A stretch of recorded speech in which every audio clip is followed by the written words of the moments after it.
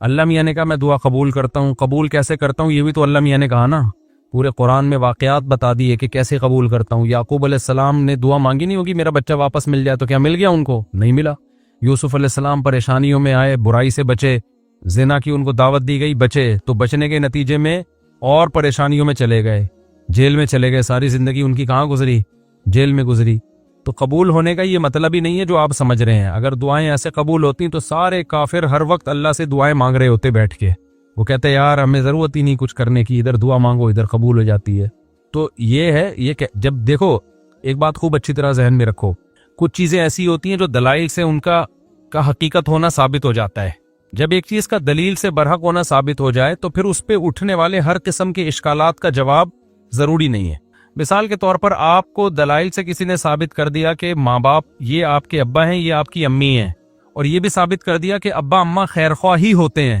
یہ جب ثابت ہو جائے نا تو پھر ابا اماں اگر آپ کو کوئی کڑوی چیز بھی کھلا رہے ہیں تو پھر ابا اماں کو یہ ثابت کرنے کی ضرورت نہیں ہے کہ بیٹا اس میں تمہارا فائدہ ہے، کیونکہ پھر وہ دلیل دیں گے اس میں تمہارا فائدہ ہے۔ آپ کہو گے پھر یہ کڑوی کیوں مجھے کھلا رہے ہو، میٹھی کیوں نہیں کھلا رہے مجھے، اور کڑوی کھا رہا ہوں تو مجھے موشن بھی لگ رہے ہیں اس سے۔ تو ابا اماں کے پاس اتنا ٹائم نہیں ہوتا، وہ کہیں گے جب ایک دفعہ مان لیا نا کہ ہم تمہارے خیر خواہ ہیں تو ہم کوئی خراب چیز تمہیں نہیں کھلائیں گے۔ ڈاکٹر پر جب آپ نے ایک دفعہ اعتماد کر لیا، پتہ چل گیا کہ یہ ہے ڈاکٹر، تو سوئی لگائے، وہ آپریشن کرے، حتیٰ کہ وہ آپ کی ٹانگ بھی کاٹ کے باہر پھینک دے، تو یہ قصائی پہ تو اعتراض ہوگا کہ یار تو کہہ رہا تھا میں تیرا خیر خواہ ہوں، تو نے میری ٹانگ کاٹ دی۔ لیکن ڈاکٹر اگر وہ صحیح ڈاکٹر ہے، دلائل سے ثابت ہو جائے، تو پھر اس پہ اعتراض نہیں ہوگا۔ اس کی مثال ایسے ہے جیسے ہم سے غیر مسلم لوگ اعتراض کرتے ہیں کہ اسلام میں اسلام کے یہ حکم غلط ہے، یہ حکم غلط ہے، یہ حکم غلط ہے۔ ہم ان سے کہتے ہیں فرض کر لو اس سے اسلام کا غلط ہونا ثابت ہو گیا، تو پھر ہم کیا کریں؟ اسلام چھوڑ دیں؟ پھر ہم جس چیز کی طرف جائیں گے وہ تو اسلام سے بھی زیادہ، اگر فرض کر لو اسلام کو غلط مان لیتے ہیں تو وہ جس چیز کی طرف جائیں گے وہ تو اسلام سے بھی زیادہ غلط ہے۔ یعنی ایک آدمی کہہ رہا ہے کہ تمہارے ابا تمہارے خیر خواہ نہیں ہے تمہارے، تو آپ کیا کہیں گے؟ ٹھیک ہے میں ابا کو چھوڑ دوں، تجھے اپنا ابا بنا لوں، پھر میں تو میرا کچھ لگتا ہی نہیں ہے۔ ایک دفعہ کچھ کیا ہوا، عیسائیوں کی طرف سے یا کسی اور مذہب کی طرف سے کچھ اشکالات آئے، انہوں نے کہا اسلام پہ ان کو کچھ اشکالات ہیں۔ میں نے کہا میں ان اشکالات کا جواب دوں گا، لیکن ایک مثال ہے کہ اگر آپ کو وہ جواب نہیں ملتا تو کیا میں عیسائی ہو جاؤں؟ کیا عیسائیت پر اشکالات نہیں ہے کیا؟ تو یہ دنیا میں ہو نہیں سکتا کہ ہر چیز 100% ہر چیز آپ کی سمجھ میں آ جائے۔ جب کچھ بیسک چیزیں جب سمجھ میں آ جاتی ہیں تو پھر آگے ہتھیار ڈالنے پڑتے ہیں آپ کو کہ بھئی آگے وہ سمجھ میں آئے نہ آئے، آپ نے یہ ماننا پڑتا ہے کہ جو چیز سمجھ میں آ جائے ٹھیک ہے، نہیں آئے تو بھئی میرا علم کیا ہے، ناقص ہے۔ پہلی بات یہ کہ یہ جو انہوں نے لکھا کہ اللہ تعالیٰ نے اسلام نے کچھ باتیں کی ہیں، دعائیں قبول ہوتی ہیں، قدم بڑھاؤ اللہ تمہارا ساتھ دیں گے، اور اللہ تمہیں جو ہے نا تم 2 قدم بڑھاؤ گے اللہ 4 قدم بڑھائے گا، تو اگر اس سے غلط ہونا ثابت ہو گیا تو یہ کیا مطلب؟ اللہ ہے نہیں کیا؟ یہ کائنات خود بخود بنی ہے، یہ ثابت ہونا چاہتا ہے اس سے۔ دوسرا اللہ ہے تو کیا مطلب؟ وہ جھوٹ بولتا ہے معاذ اللہ، اس نے یہ غلط باتیں کی بھی ہیں، ظاہر ہے یہ بھی نہیں ہو سکتا، اللہ کیوں غلط باتیں کرے گا؟ یا اسلام کا غلط ہونا ثابت ہو جائے گا تو پھر کون صحیح ہے؟ کیا ایتھیس لوگ صحیح ہیں جن کے پاس کوئی صحیح اور غلط کا کرائیٹیریا ہی نہیں ہے، معیار ہی نہیں ہے ان کے پاس؟ تو پھر تو یہ انسان اور گدھے گھوڑوں میں کوئی فرق رہے گا نہیں، پھر تو یہ کائنات یہی آئے گا جو ایتھیس کہتے ہیں خود بخود بنی ہے۔ تو وہ آپ یعنی ایک اشکال سے نکل کے بھاگیں گے اور اس کے بڑے اشکالات کے جال میں آپ پھنس جائیں گے۔ تبھی یہ جو ایتھیس لوگ ہیں نا جو کہتے ہیں کہ ان کی سمجھ میں یہ نہیں آتا کہ یہ کائنات تو خود سے بن نہیں سکتی تو اللہ خود سے کیسے بن گیا، یہ بڑا اشکال دہرایا جاتا ہے۔ ہم ان سے کہتے ہیں کہ آپ کو یہ سمجھ میں نہیں آ رہا کہ اللہ ہمیشہ سے کیسے ہے، اور اس کی بیس پہ آپ اللہ کا انکار کر کے اس کائنات کو ہمیشہ سے مان رہے ہو، یہ سمجھ میں آ رہا ہے آپ کے کہ یہ ہمیشہ سے ہے، حالانکہ یہ زیادہ بڑا اعتراض ہے۔ یہ تو مادی چیز ہے، اس میں تو چینجر کے بغیر چینجنگ نہیں ہو سکتی، تو کریٹر کے بغیر یہ کریٹ کیسے ہو گئی؟ تو جب بھی کوئی اسلام پہ اعتراض کر رہا ہوتا ہے نا، ایک اعتراض کر کے وہ اس سے بڑے اعتراض کے جال میں پھنس رہا ہوتا ہے، تو آپ کو اپنی عقل کے گھوڑے وہاں روکنے پڑتے ہیں۔ آپ کہتے ہو یار کچھ چیزیں ایسی ہیں جو جہاں عقل ہماری رسائی کرتی ہے، اور کچھ چیزیں ایسی ہیں وہاں ہمیں ہتھیار ڈالنے پڑتے ہیں۔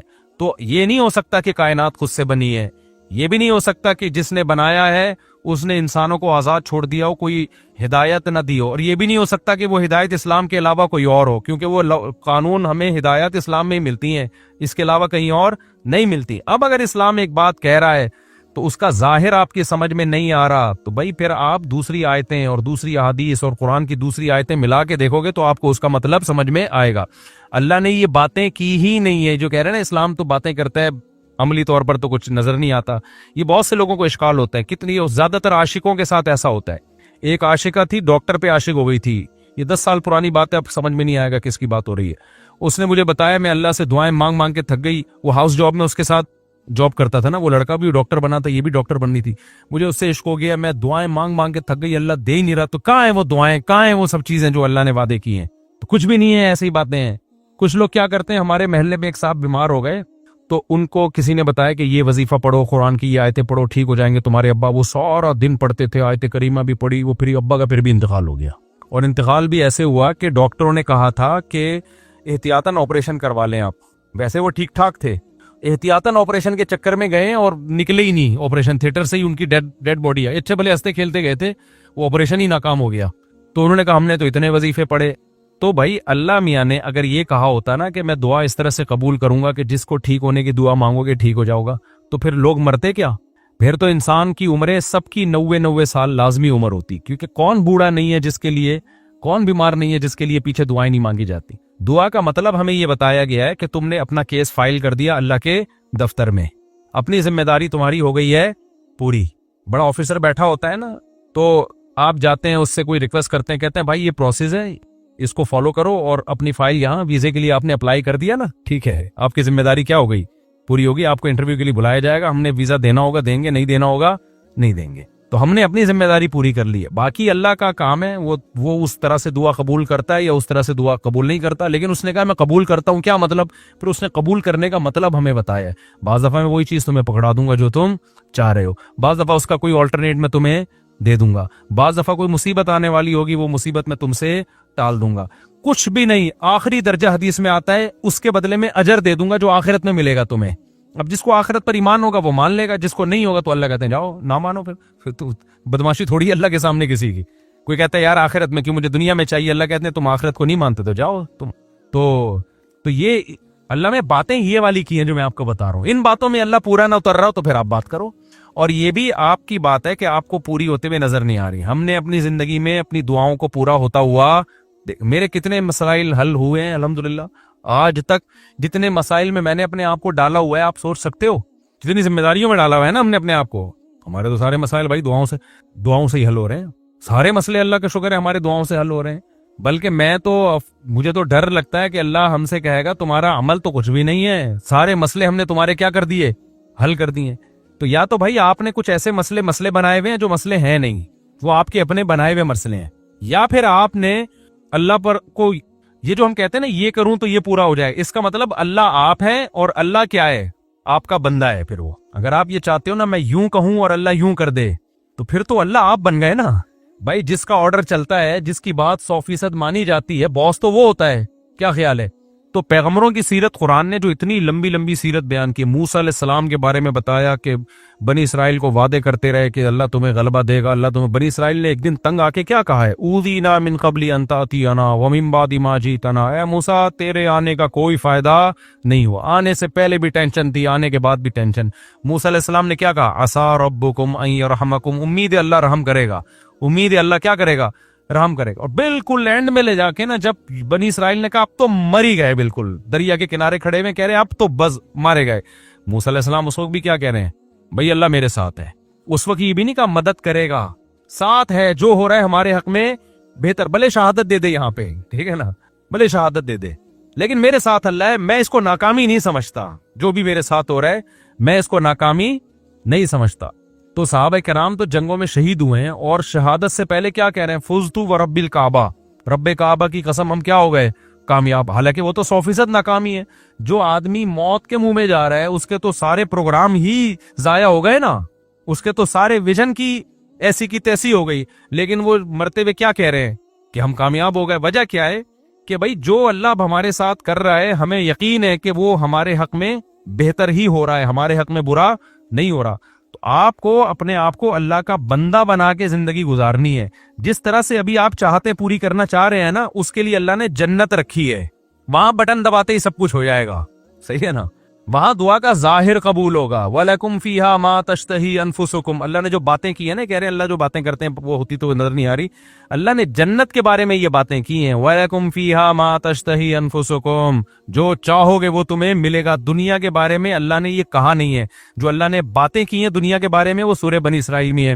اللہ ताला फरमाते हैं कि मन काना युरीदुल आजिलता अज्जलना लहू फीहा मा नशाउ लिमन नुरीदु। ये अल्लाह के अल्फाज हैं सूरह बने। ये बातें की अल्लाह ने कि जो दुनिया में नेमतें चाहता है ना, मुझे यहाँ मेरी शादी हो जाए, ये वाली जॉब मुझे मिल जाए, ये काम मेरा हो जाए, ये फलाना काम मेरा हो जाए, ये सारी जो चाहते हैं, ये दुनिया की चाहते हैं ना, अल्लाह कहते हैं कि जो शख्स मन काना युरीदुल आजिलता, जो दुनिया की जिंदगी चाहता है, अज्जलना लहू फीहा मा नशा, तो हम उसको इतना देंगे जितना हम चाहेंगे। इसके मुतालबे पर नहीं देंगे हम इसको कि जितना ये मांग रहा है या जितना ये स्ट्रगल कर रहा है ना। बहुत सौ की स्ट्रगल की ऐसी की तैसी हो जाएगी। बहुत सौ आपने देखा होगा ना, 7 कामयाब लोगों की 7 आदतें, वो जो किताबों में लिखा होता है, तो वो 7 से 14 आदतें होती हैं बाज लोगों में, फिर भी नाकाम हो जाते हैं। उन्होंने सिर्फ कामयाब लोगों की किताबों में लिखा हुआ होता है कि जो दुनिया के बड़े बड़े कामयाब लोग, इनमें ये खसलतें पाई जाती थी। आपने क्या किया, वो खसलतें अपने अंदर पैदा कर ली, फिर भी नाकाम ही हो गए आप। तो उस पर भी किताबें आनी चाहिए कि 7 कामयाब लोगों की अलामतें जो 25 नाकाम लोगों में पाई गई हैं। तो अल्लाह मियाँ ने जो बातें की हैं, जो ये कह रहे हैं अल्लाह मियाँ सिर्फ बातें ही करते हैं, पूरे तो हो नहीं रहे, तो अल्लाह मियाँ ने जो बातें की हैं दुनिया के बारे में, जो अल्लाह मियाँ ने बातें की हैं, मन काना युरीदुल आजिलता, अल्लाह कहते हैं जो दुनिया की नेमतें चाहेगा, अज्जलना लहू फीहा मा नशा, हम इसको दुनिया में दे देंगे जितना हम चाहेंगे, जितना ये मांग रहा है, जितना ये चाह रहा है। अगर ऐसा होता तो जरदारी 5 साल के लिए सदर बनता, फिर अगले 5 साल के लिए फिर दोबारा जरदारी साहब ने बन जाना था, अगले साल के लिए भी सारे ही बन रहे होते सदर, और सिस्टम ना चलता जो अभी हमारी कंट्री में क्या चल रहा है, सिस्टम चल रहा है। दूसरा अल्लाह फरमाते हैं लिमन नुरीदू, फरमाए ये थोड़ा भी उसको मिलेगा जिसको हम चाहेंगे, जितना हम चाहेंगे, जिसको हम चाहेंगे। ये है यहाँ पे दुनिया की बात। आखिरत की अल्लाह फरमाते हैं वमन अरादल आखिरता वसअ लहा सअयहा व हुवा मुमिनुन फउलाइका कान सअयुहुम मशकूरा, जो आखिरत चाहेगा और उसकी ख्वाहिश पूरे करेगा, इनको इनकी मेहनत से यकीनी भी मिलेगा और ज्यादा भी मिलेगा। अब इनका अगला सवाल दीन के बारे में कि मैं तो तौबा करता हूं तो तौबा पे भी कायम नहीं रहता, तो अल्लाह तो वहां भी मदद। भाई ये कह रहे हैं मैं गुनाह से तौबा करता हूं फिर तौबा टूट जाती है, तो अल्लाह तो मदद करे ना, मैं जब तौबा करूं तो कायम रखने की तौफीक दे मुझे। फिर ये बहुत से लोगों के साथ होता है ये। भाई आप जो तौबा कर रहे हो ना, तौबा टूट रही है तो अल्लाह नहीं तौबा तोड़ रहा, आपने खुद गुनाह कर करके अपने आप को गुनाह का आदी बना दिया है, लत पड़ गई है आपको।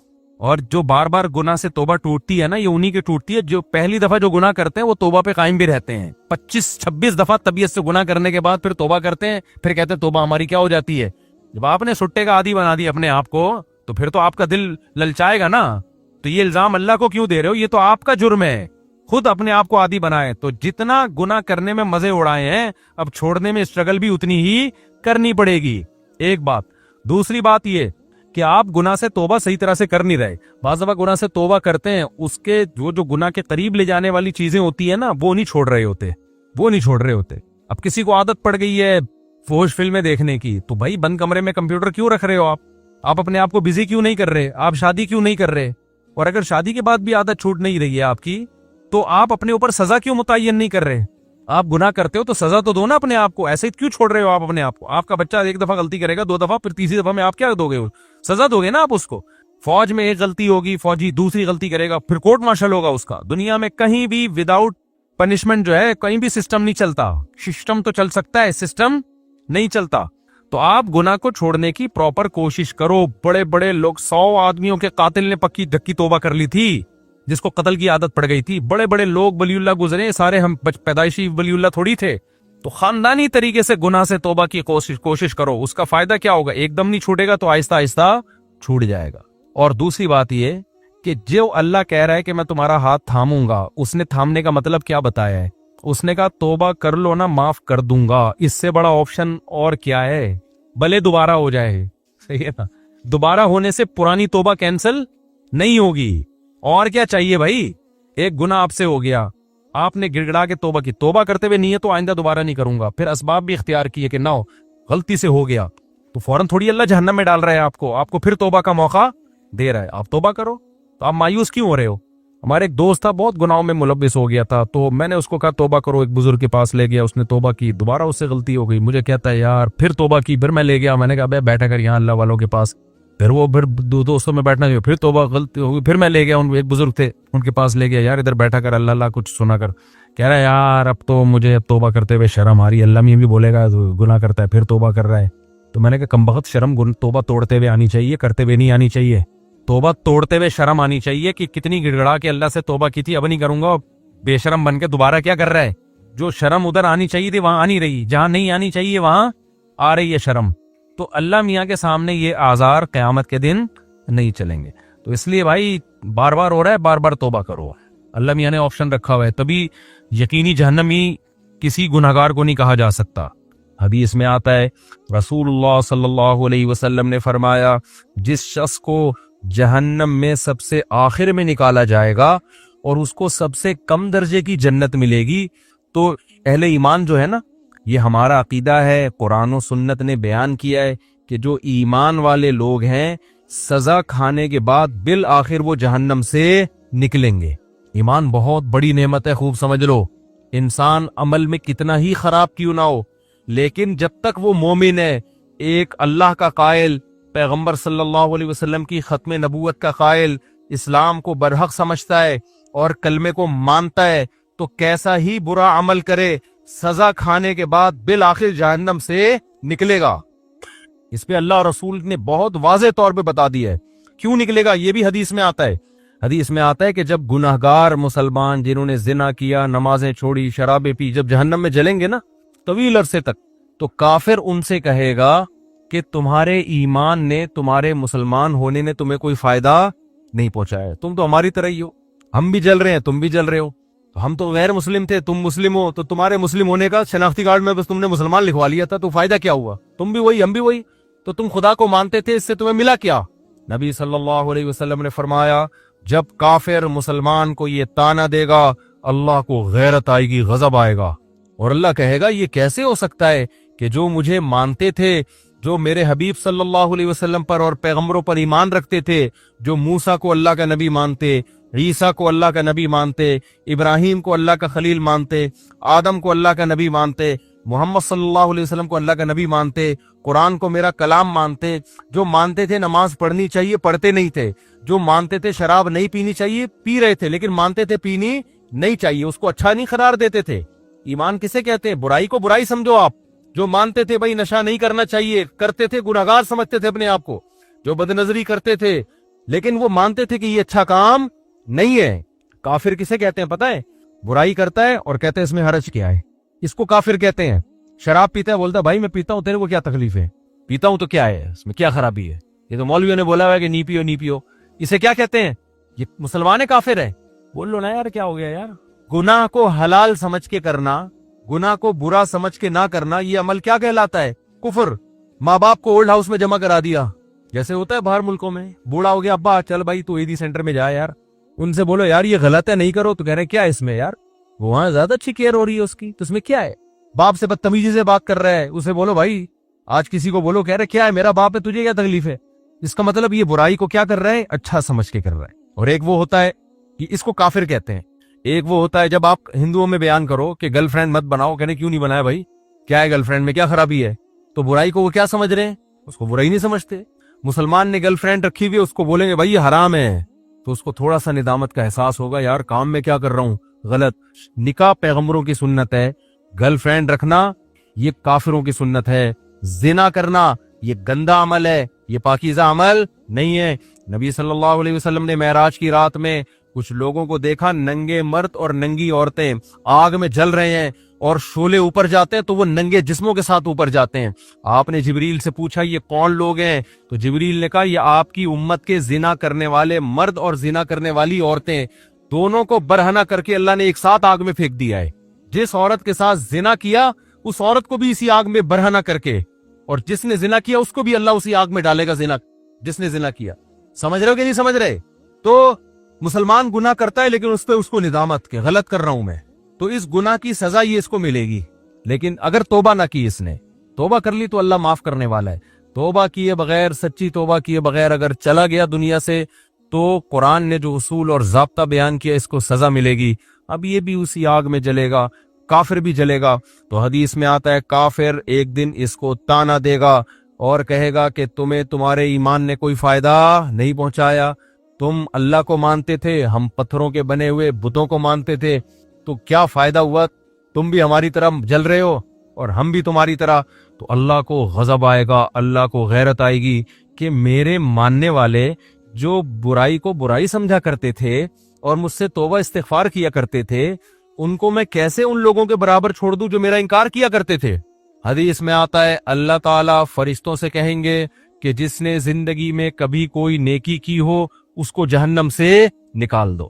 بہت بڑی تعداد جہنم سے نکلے گی۔ پھر اللہ کہیں گے اب ایسا کرو، سفارشیں شروع ہوں گی، سفارشیں۔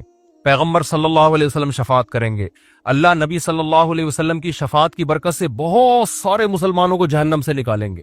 پھر رشتہ دار سفارش کریں گے، آپ کا کوئی بیٹا عالم ہو، حافظ ہو، شہید ہے، کوئی آپ کا دوست ہے، جیسے دنیا میں یاد کرتے ہیں نا، نادرا کی لائن میں لگے ہوئے، اندر کوئی تعلق والا نظر آ گیا، آنکھ ہماری یار، وہ آ جاتا ہے، وہ بھی آنکھ مارتا ہے۔ ہمارے ایک دوست تھے اتنے چھوٹے سے نا، وہ پاسپورٹ کی لائن میں کھڑے ہوئے تھے، ہم نے ان سے پوچھا یار کوئی آپ کے ساتھ دلچسپ واقعہ ہوا ہو؟ ان کا قد بیچاروں کا بہت چھوٹا، پاسپورٹ کی لائن میں کھڑے ہوئے تھے، تو ہم نے کہا کوئی واقعہ کہہ رہے ہیں میں پاسپورٹ کی لائن میں کھڑا ہوا ہوں، مجھے بلا ہی نہیں رہا ہوں۔ تو میں نے کہا یار اتنے لوگ مجھ سے پہلے چلے گئے، مجھے تو بلا، کہہ رہے بھائی تو کھڑا ہوگا تو تجھے بلاؤں گا نا، تو بیٹھا ہوا کیوں ہے؟ پھر کہتے ہیں میں نے ایسے اچھل کے بتایا بھائی میں بیٹھا ہوا نہیں ہوں، میں کھڑا ہوں۔ تو عجیب عجیب واقعات ہوتے ہیں پاکستان میں۔ تو جیسے ہوتا ہے نا یار، دنیا میں تو یہ غلط سمجھا جاتا ہے، لیکن اللہ تو اللہ ہے، اللہ اس تعلقات کا فائدہ پہنچائے گا۔ شہید مغفرت، شہید سفارش کرے گا، علماء شفاعت کریں گے، آپ کی اولاد میں کوئی حافظ ہے وہ شفاعت کرے گا، تو اللہ ان کی شفاعت کی برکت سے اور بہت سارے مسلمانوں کو جہنم سے نکالیں گے۔ سمجھتے ہو گے نہیں سمجھتے؟ پھر اللہ تعالیٰ فرشتوں سے پوچھے گا اب بتاؤ کتنے لوگ ہیں؟ فرشتے کہیں گے اللہ ابھی بھی بہت سارے لوگ ہیں۔ اللہ فرشتوں سے کہے گا اب کوئی کسی کی سفارش کرنے والا ہے؟ فرشتے کہیں گے اللہ کوئی سفارش کرنے والا نہیں ہے، سب کے جتنے ریلیٹو تھے سب نے نکال لی، اب یہ وہ لوگ پڑے ہوئے جن کا کوئی ریلیٹو بھی انسان کا بچہ، اپنے الفاظ میں کہہ رہا ہوں میں، کوئی حافظ عالم کوئی بزرگ کوئی ہے ہی نہیں، سارے وہی جو برے ماحول میں سب دائیں بائیں برے لوگ ہی تھے۔ تو اللہ جواب میں کیا کہیں گے؟ هل يبقى الا الرحمن، کہ رحمان تو باقی ہے نا۔ جب پیغمبر کو اپنی امت پہ ترس آ سکتا ہے، دوستوں کو دوستوں پہ ترس آ سکتا ہے، اولاد کو ماں باپ پہ، ماں باپ کو اولاد پہ، شوہر کو بیوی پہ، بیوی کو شوہر پہ ترس آ سکتا ہے، اور مجھ سے سفارش کر کے نکلوا رہے ہیں، تو میرا بھی تو اپنی بندوں سے خالق اور مخلوق کا تعلق ہے، تو میں بھی تو نکالوں گا نا۔ تو اب کوئی سفارش کرنے والا نہیں ہے، تو من کان فی قلبہ مثقال حبۃ من خردل من ایمان، جس کے دل میں رائی کے دانے کے برابر بھی ایمان ہے، اللہ فرشتوں سے کہیں گے اس کو بھی نکال کے لے آؤ، اس کو بھی نکال کے۔ ایمان کا مطلب پہلے سمجھ گئے؟ جو گناہ کرتا ہے اور فخر کرتا ہے وہ ایمان والا نہیں ہے، وہ ایمان والا نہیں ہے اللہ کی نظر میں، وہ تو کافر ہے۔ تو حدیث میں آتا ہے، بہت اہم حدیث ہے، خوب غور سے سنیں، اللہ ایک ایک وہ جو ہے نا فرشتہ پھر نکالنا شروع کرے گا، یہاں تک کہ جو سب سے آخر میں جہنم سے نکلے گا وہ سب سے بدبخت ترین انسان ہوگا کہ نہیں ہوگا؟ سب سے زیادہ اس کے اعمال کالے تھے، صرف ایک ایمان کی دولت لے کر گیا وہ۔ تو نبی صلی اللہ علیہ وسلم نے فرمایا کہ جب اللہ تعالیٰ اس کو نکالیں گے، اس حدیث کے راوی ہے عبداللہ ابن مسعود رضی اللہ تعالیٰ عنہ، حضرت عبداللہ بن مسعود کا حلقہ کوفہ میں لگا ہوا ہے، شاگرد بیٹھے ہوئے ہیں، حضرت عبداللہ بن مسعود ان کو یہ حدیث سنا رہے ہیں کہ اللہ تعالیٰ جب اس کو آخری فرد کو نکالیں گے نا، سب سے لاسٹ میں نکلے گا وہ، پتہ نہیں کیا ہوگا وہ، آپ خود سوچ لو، سب سے آخر میں نکلے گا وہ، تو وہ کہے گا کہ میرا رخ اس جہنم سے پھیر دیا جائے، اس سے نفرت ہوگی آگ سے، اللہ اس کا رخ پھیریں گے، پھر اللہ اس سے کہیں گے بتا تو کیا چاہتا ہے، بتا تو کیا چاہتا ہے۔ حدیث میں آتا ہے کہ جس طرف رخ کرے گا نا اس طرف جنت ہوگی، تو وہ اللہ سے کہے گا کہ اے اللہ یہ جو اتنی خوشنما جنت جس کے بارے میں قرآن کہتا ہے ما لا عین رأت ولا اذن سمعت ولا خطر علی قلب بشر، ایسی نعمتیں میں نے اپنے بندوں کے لیے تیار کر کے رکھی ہیں جو نہ کسی آنکھ نے دیکھی، نہ ان کی حقیقت کسی کان نے سنی، نہ ان کا تصور کبھی کسی دل میں گزرا ہے۔ آپ عیاشی کا تصور کرو نا، آپ کا تصور جہاں جا کے ختم ہوگا نا، جنت اس سے بھی اوپر کی چیز ہے۔ حدیث میں آتا ہے عبداللہ بن مسعود رضی اللہ تعالیٰ عنہ فرماتے ہیں کہ جو سب سے آخر میں جہنم سے نکلے گا، اللہ اس سے پوچھیں گے بتا کیا چاہتا ہے، وہ کہے گا اے اللہ یہ جو جنت کی ہوائیں آ رہی ہیں بس اس کے قریب تھوڑا سا مجھے لے جا، مجھے تیرے جلال کی قسم اس کے علاوہ تجھ سے میں کچھ بھی نہیں مانگوں گا۔ اللہ کہیں گے وعدہ کر، حدیث کا مفہوم اپنے الفاظ میں پیش کر رہا ہوں کہ مزید کچھ نہیں مانگنا، کہے گا کچھ بھی نہیں مانگوں گا۔ اس کو اتنی حسین جنت نظر آئے گی نا، وہ کہے گا بس اس کے قریب بھی پہنچ جائے نا، بہت ہے میرے لیے۔ جب قریب جائے گا تو اور جنت کی خوشبوئیں اور ہوائیں आना शुरू, तो थोड़ी देर में बर्दाश्त से बाहर हो जाएगा मामला। फिर वो अल्लाह से कहेगा, ए अल्लाह, ये जो दरवाजा है ना जन्नत का, बस यहां तक पहुंचा दे। अल्लाह कहेगा, तूने मुझसे वादा किया था, मजीद कुछ नहीं मांगूंगा। कहेगा, अल्लाह मैंने वादा तो किया था, बस ये मेरा सच्ची मुच्ची का वादा है, यहां तक पहुंचा दे, इसके बाद मैं तुझसे कुछ भी नहीं। या गालिबन हदीस में आता है, एक दरख्त अल्लाह जन्नत का लगाएंगे बाहर, दरख्त होगा जन्नत का, कहेगा इस दरख्त में पहुंचा दे, इतना हसीन खूबसूरत दरख्त होगा वो। हदीस में आता है, अल्लाह ये बात जानते होंगे कि ये माजूर है, हालांकि अल्लाह से मुआहदा करके तोड़ना कितना बड़ा जुर्म है ना, लेकिन अल्लाह को पता होगा मैंने इतना हसीन दरख्त जन्नत के करीब लगाया है कि ये शख्स, कोई भी होता ना, कितना नेक से नेक आदमी होता जिसने जिंदगी में कभी मुआहदा नहीं तोड़ा, आज वो भी मुआहदा तोड़ देता। इसमें अट्रैक्शन इतनी है। तो एक दरख्त जब वो वहां पहुंचेगा, अब जन्नत के बिल्कुल करीब हो गया, अब वहां से जन्नत की हवाएं आ रही हैं, मुझको अंबर की हवाएं आ रही हैं। वो कहेगा, थोड़ी देर तो बर्दाश्त करेगा, उसके बाद कहेगा, ए अल्लाह, बस तू मुझे इसके दरवाजे तक पहुंचा दे, मेरा पक्का और सच्चा वादा, इसके बाद मैं तुझसे कुछ भी नहीं मांग। अल्लाह कहेंगे, तूने तो वादा किया था मुझसे। वो कहेगा, मुझे अच्छी तरह याद है, मैंने वादा किया था। वादा खिलाफी करना बहुत बड़ा गुनाह है, और अल्लाह से वादा करके झूठ बोलना तो बहुत बड़ा गुनाह है। बस एक दफा है भाई, इसके बाद कभी नहीं मांगूंगा। हदीस में आता है, अल्लाह जानते होंगे कि ये माजूर है, कोई भी इसकी जगह होता तो जन्नत में अट्रैक्शन इतनी है, दरवाजे पे पहुंच जाएगा, अब तो और करीब हो गया ना। तो वो कहेगा, ए अल्लाह, अंदर दाखिल कर दे, पक्का वादा, इसके बाद मैं तुझसे कुछ भी बोलो नहीं मांगूंगा। अल्लाह कहेगा, तूने वादा किया था। कहेगा, वादा किया था, अब मैं बिल्कुल सच्ची मुच्ची का वादा कर रहा हूं, बिल्कुल पक्का ढक्का वादा कर रहा हूं, इसके बाद कुछ नहीं मांगूंगा। हदीस का आखिर में अल्फाज ये हैं कि जब अल्लाह उसको जन्नत में दाखिल कर देगा ना, तो वो जब अंदर जाके देखेगा, ओ भाई ऐसे दूध की नहरें, शराब की नहरें, हूरे, कराची के लौंडे लपाड़ों को तो एक हूरी दिखा दो ना, काफी है इनके लिए। और ये तुम गुटके खा रहे हो ना, हूर तो दूर की बात, इन दुनिया की औरतों के काबिल नहीं बचोगे तुम। ये बेड़ा गर्क कर देता है ये गुटका। हमारे एक दोस्त बहुत सिगरेट पीते थे, शादी नहीं करते थे। मैंने कहा, यार अब शादी क्यों नहीं करेगा, ना धुआं निकलेगा और कुछ भी नहीं बचा मेरे अंदर। वो बिल्कुल ना हड्डियों का ढांचा बन गए। कह रहे अब धुआं ही रह गया, तो ये गुटके ही ना हो, थोड़ा सेहत बनाओ यार, समझ रहे हो, कुछ सेहत बनाओ। तो इस गुटके के साथ हूर मिलेगी भी कैसे तुम्हें? हूर खुद को इनकार कर देगी, अल्लाह इसके नेक अमल की वजह से मैं इसको मिल रही हूँ, मैंने कौन सा गुनाह किया था तू मुझे इसके हवाले कर रहा है, क्या ख्याल है? तो पहले गुटके वालों को तेजाब से कुलिया करवाई जाएंगी, और तेजाब जन्नत में नहीं होगा। तेजाब के लिए जहन्नम में ना जाना पड़े कहीं, खुदा न खास्ता। तो छोड़ दो, ये मुंह के कैंसर से कितने लोग मैंने मरते हुए अपनी आंखों से देखे हैं जवानी में। तो खैर, तो हदीस में आता है, जब वो जन्नत के अंदर जाएगा ना, इतनी हसीन जन्नत, इतनी खूबसूरत जन्नत, कि वो अल्लाह से कहेगा कि अल्लाह तू अल्लाह हो के मेरे साथ मजाक कर रहा है। यानी उसको तसव्वुर ही नहीं होगा ना कि अल्लाह मुझे इतनी खूबसूरत जन्नत में दाखिल कर सकता है। ये तो मुमकिन ही नहीं है कि यार इतने मैं कहां और ये इतनी खूबसूरत जन्नत ऐशो इशरत वाली कहां। अब्दुल्ला बिन मसूद रजी अल्लाह ताला अन्हु, उन्होंने जब ये हदीस सुनाई तो ये हदीस सुना के मुस्कुराने लगे। सहाबा कैसे नबी से मोहब्बत करते थे यार। यानी नबी सल्लल्लाहु अलैहि वसल्लम ने हदीसें सुनाते वक्त जो अंदाज था ना, सहाबा कोशिश करते थे पैगंबर का कौल सुनाते हुए हमारा अंदाज भी वही हो जाए। अब्दुल्ला बिन मसूद ये हदीस सुनाकर मुस्कुराए और अपने शागिर्दों से पूछा, पूछते नहीं हो कि मैं मुस्कुरा क्यों रहा हूं?